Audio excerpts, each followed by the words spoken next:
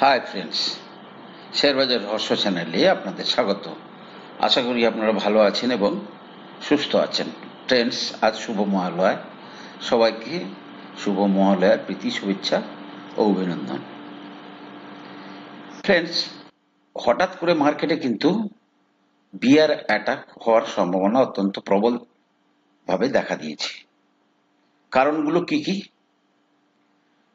আমি বলেছিলাম কিছুদিন আগে, যে দুদিন আগে নিশ্চয়ই, যে জাপানের নতুন প্রাইম মিনিস্টার এসেছে। কিন্তু সবচেয়ে বড় প্রবলেম হচ্ছে, ওই নতুন যে প্রাইম মিনিস্টার তিনি চাইছেন রেট হাইক করতে জাপানে। জাপান সারা বিশ্বকে সস্তায় লোন দেয়। কারণ ধরুন, জাপানে 0% ইন্টারেস্ট রেটে, মানে কি, যখন কেউ ব্যাংকে টাকা রাখে সে ইন্টারেস্ট না পাওয়ার মতোই পায়ই না। তাই জাপানের টাকা অন্যান্য দেশে কিন্তু প্রচুর পরিমাণে খাটে। এখন যদি জাপানের গভর্নমেন্ট সেই দেশে ইন্টারেস্ট রেট বৃদ্ধি করে, ধরুন 0 ছিল, সে যদি 0.5 করে কি 1% করে, তাহলে কি হবে? জাপানের যে সমস্ত টাকা অন্যান্য দেশে খাটছে, সেখান থেকে কিন্তু টাকা জাপানে ফিরবে। জাপানে যদি টাকা ফেরে তাহলে কি হবে? আমরা ইন্ডিয়া বা অন্যান্য যে সমস্ত এমার্জিং মার্কেট আছে, কি ইউএস মার্কেট, সেখান থেকে কিন্তু কিছু পোর্শন টাকা জাপানে ফিরে আসতে পারে। অর্থাৎ অন্যান্য মার্কেট থেকে টাকা কিছুটা উইথড্র হলেও হতে পারে। এই সিনারিও কিন্তু প্রবলভাবে দেখা দিয়েছে। Number 1 reason.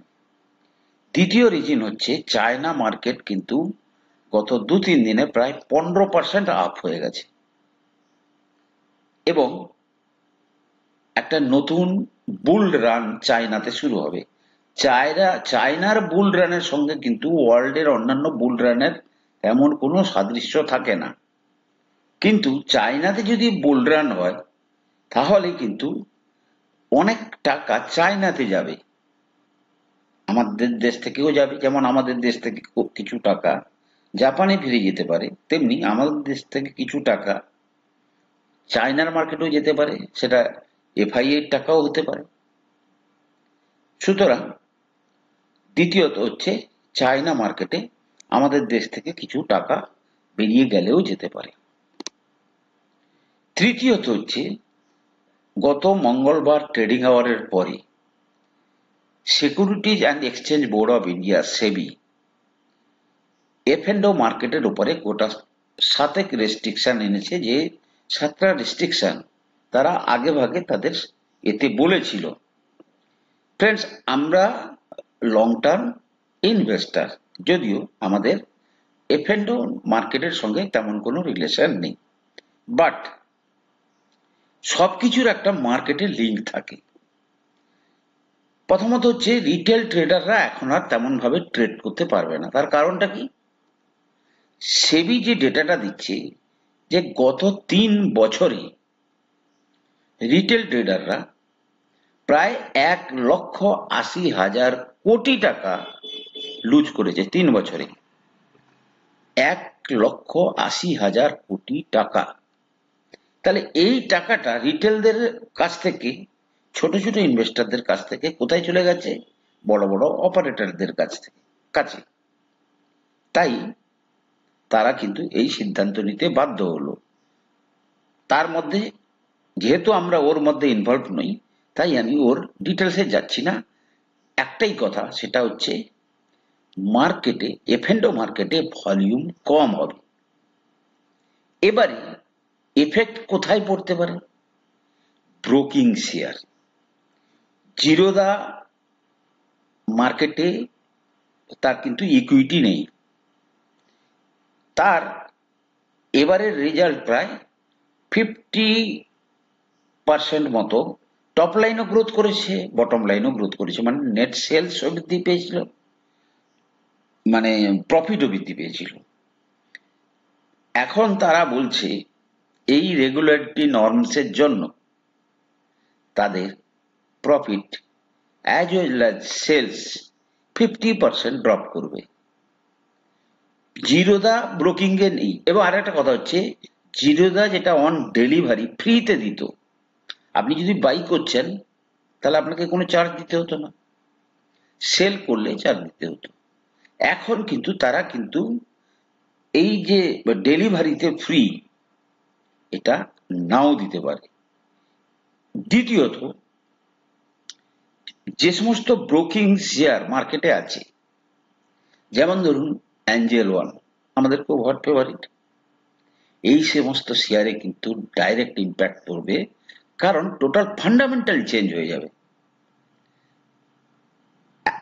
বর্তমানে যে তাদের ভলিউম, অর্থাৎ তাদের যে সেলস, তাদের যে প্রফিট, দুটো যদি অল অফ এ সাডেন কমে যায়, নর্মাল বিজনেস অ্যাক্টিভিটি যেগুলো চলবে মার্কেটে, সেগুলোর মাধ্যমে ভলিউম বৃদ্ধি করে, প্রফিট বৃদ্ধি করে, এই লেভেলের প্রফিট বৃদ্ধি করে উঠতে তাদের 1-2 বছর সময় লেগে যাবে। যেমন ধরুন, আমি যদি উদাহরণস্বরূপ বলি, আমি যদি অ্যাঞ্জেল ওয়ানে ঢুকি, অ্যাঞ্জেল ওয়ানের যদি আমি টপ লাইন গ্রোথ যদি বলি, দেখুন, ধরুন সে 4,272 কোটি টাকার সেলস করেছে, 1,126 কোটি টাকার প্রফিট করেছে।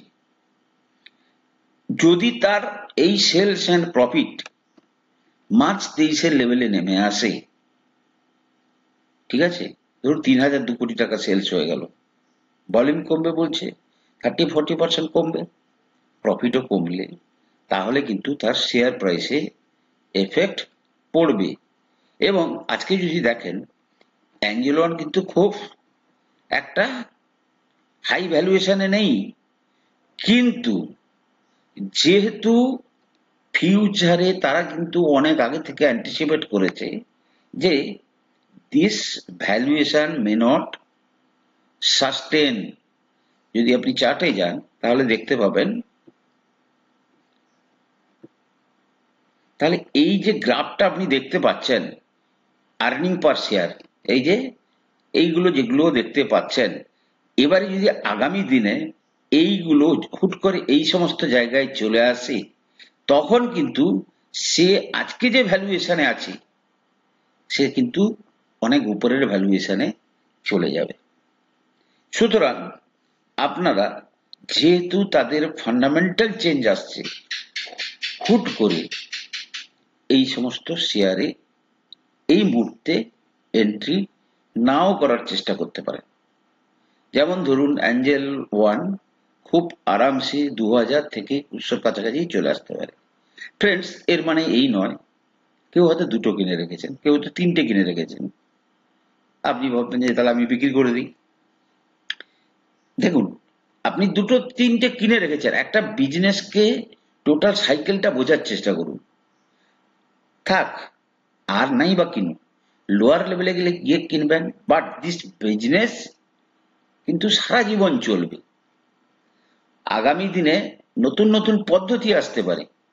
সুতরাং আপনার যে দীর্ঘমেয়াদী টার্গেটের ইনভেস্টমেন্ট, হ্যাঁ, প্রচুর বাল্ক কোয়ান্টিটিতে আপনি কিনে রেখেছেন, দেন আপনি কিছু পোর্শন প্রফিট বুক করতে পারেন, কিন্তু 2-3টে শেয়ারের উপর এক্সপেরিমেন্ট করাটা ঠিক হবে না। ক্লিয়ার?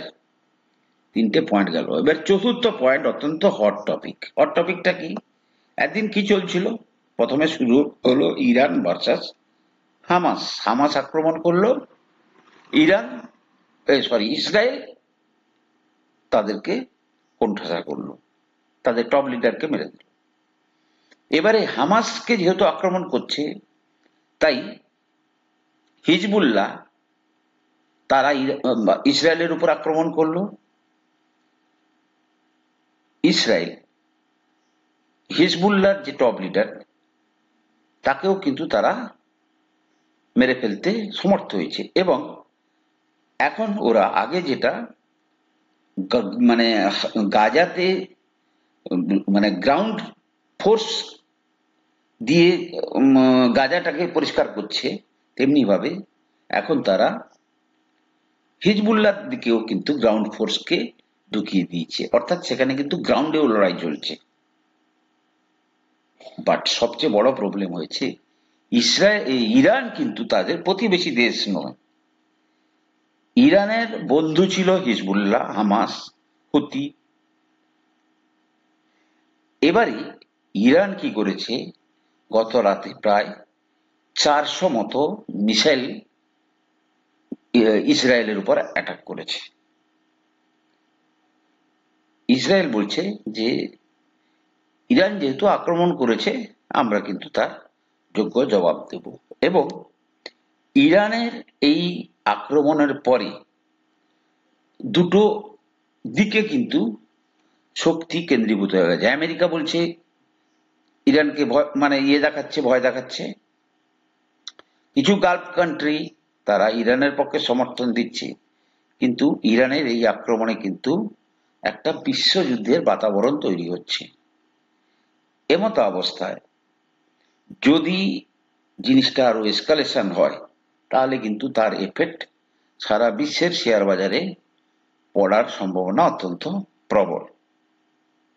এবারে এই যুদ্ধকে কেন্দ্র করে প্রথম যে এফেক্টটা পড়ে সেটা কি, সেটা হচ্ছে oil price.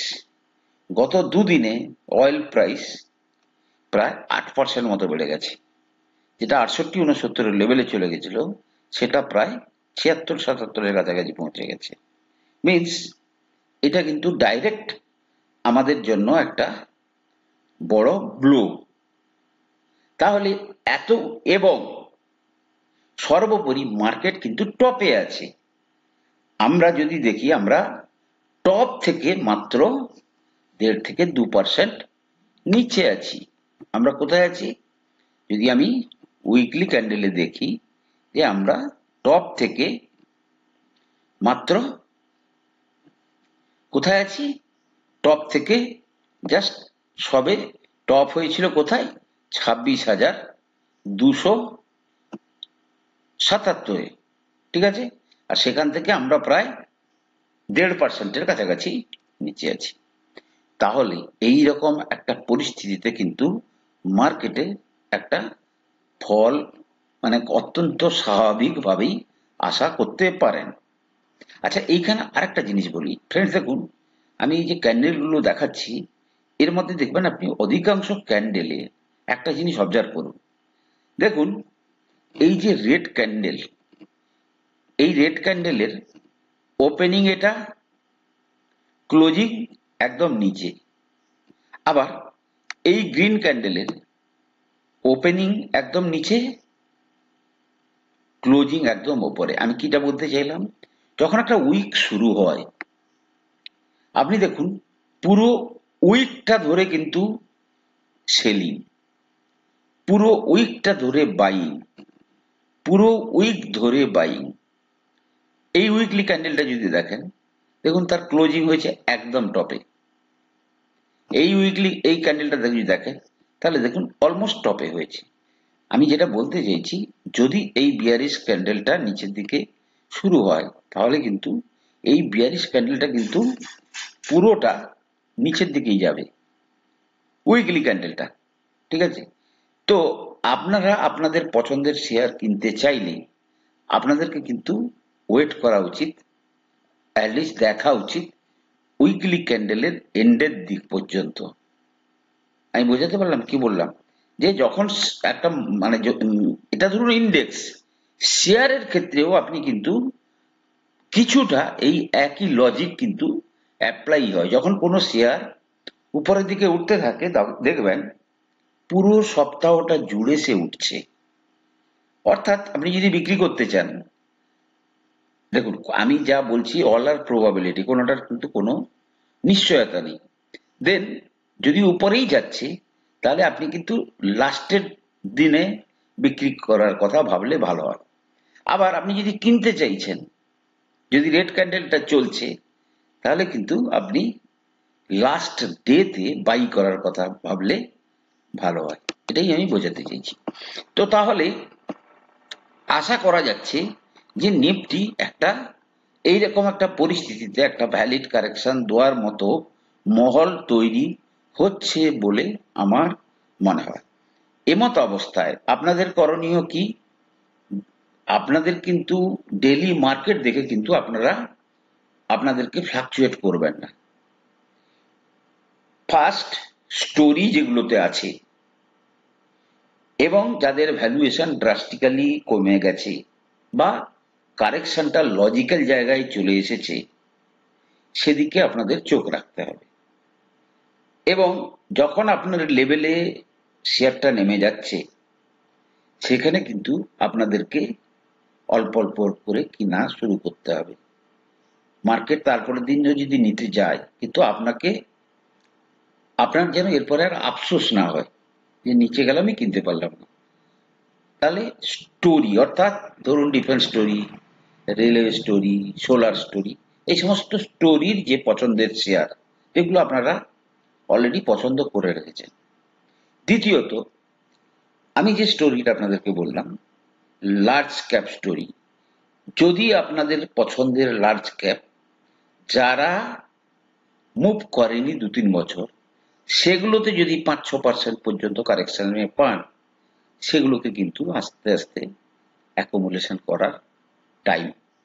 Long term story মানে ইন্ডিয়ান মার্কেটের ইনট্যাক্ট, এই কথাটা ভেবে এই ধরনের যদি আজকে 5-7% মানে ইয়েও হয়, কি বলে, কারেকশনও হয়, সেটা কিন্তু আপনাদের জন্য ভালো অপরচুনিটি। এবারে যদি আমি ভাবি যে একটা কারেকশন, ভালো মতো কারেকশন হোক, দেন আমি আশা করব আমি এইটা থেকে কতটা পর্যন্ত রিট্রেসমেন্ট হতে পারে আমি সেটার ব্যাপারে একটু দেখব।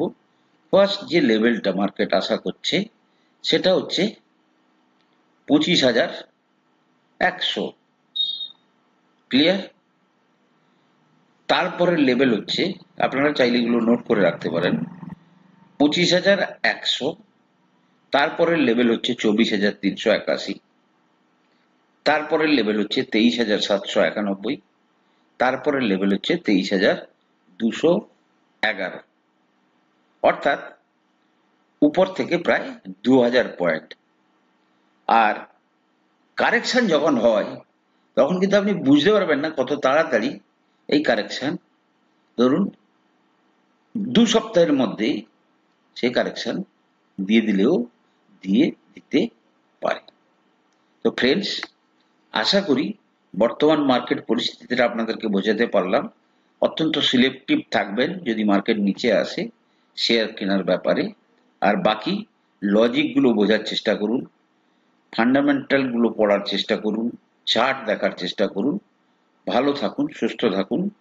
আমি কোনো সেবি রেজিস্টার্ড অ্যানালিস্ট নই। কোনো শেয়ারে কেনা বা বিক্রির আগে আপনারা কিন্তু আপনাদের ফাইন্যান্সিয়াল অ্যাডভাইজারের পরামর্শ নিয়েই কিন্তু শেয়ারে কেনা বা বিক্রির সিদ্ধান্ত নেবেন। ভালো থাকুন, সুস্থ থাকুন। কথা হবে পরের এপিসোডে।